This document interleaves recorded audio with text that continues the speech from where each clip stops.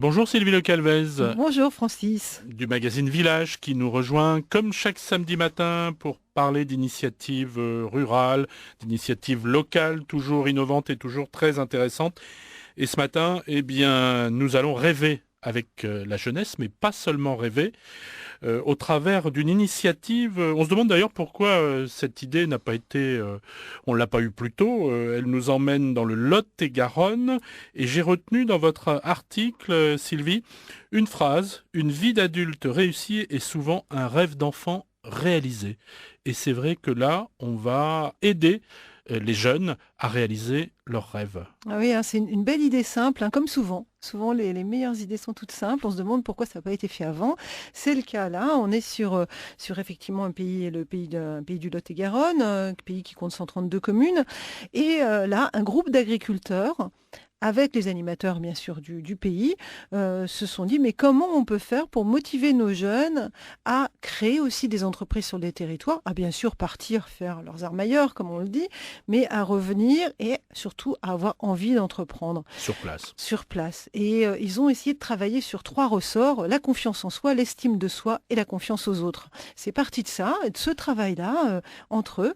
Et ils ont imaginé que des gens de la société civile, alors des bénévoles, ça peut être des chefs d'entreprise, mais des salariés, des retraités, 25 personnes qu'ils sont allés chercher, même des mères au foyer. Des métiers très différents. Des métiers très différents, qui sont des tuteurs, des jeunes du territoire, essentiellement des jeunes, c'est ouvert de 16 à 30 ans, mais surtout des jeunes de 16 à 18 ans, qui étaient souvent un peu en errance scolaire, en train de se dire En recherche. en recherche, qu'est-ce que je vais faire plus tard, je ne sais pas trop, mais qui avaient au fond d'eux un rêve, mais des rêves de toute nature. Ça peut être, je rêverais moi d'être comédien.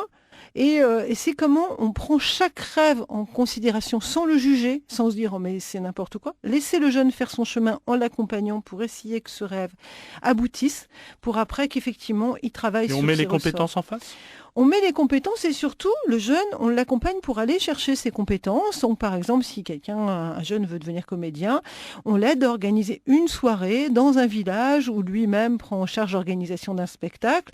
Et quand il voit que ça fonctionne, que ça lui donne la confiance en lui, le ressort pour faire ça, eh bien, il poursuit son rêve. Il rentre dans une école spécialisée parce qu'il est super motivé, parce qu'il a des premiers atouts aussi, parce qu'il a fait lui-même. Et donc, ça repose là-dessus. Et effectivement, ça marche franchement bien. Les conditions de la réussite, c'est quoi? C'est déjà d'avoir une volonté des élus de départ du pays. Et là, c'était aussi des élus agriculteurs qui avaient envie de ça, des soutiens. 183 jeunes accompagnés et 100% de réussite, parce que même quand le rêve n'est pas allé jusqu'au bout, ce qui est arrivé dans un certain nombre de cas rares, eh bien, au moins, on a su pourquoi on n'était pas allé jusqu'au bout et comment réorienter son projet. Et puis, en général, après ça, il n'y a plus du tout d'errance. On sait où on veut aller. Ils accompagnent les rêves de la jeunesse, une initiative superbe à retrouver dans le numéro 124 du magazine Village. Merci Sylvie Le Calvez, bonnes vacances à vous et à bientôt. À bientôt Francis, au plaisir, bonnes vacances aussi.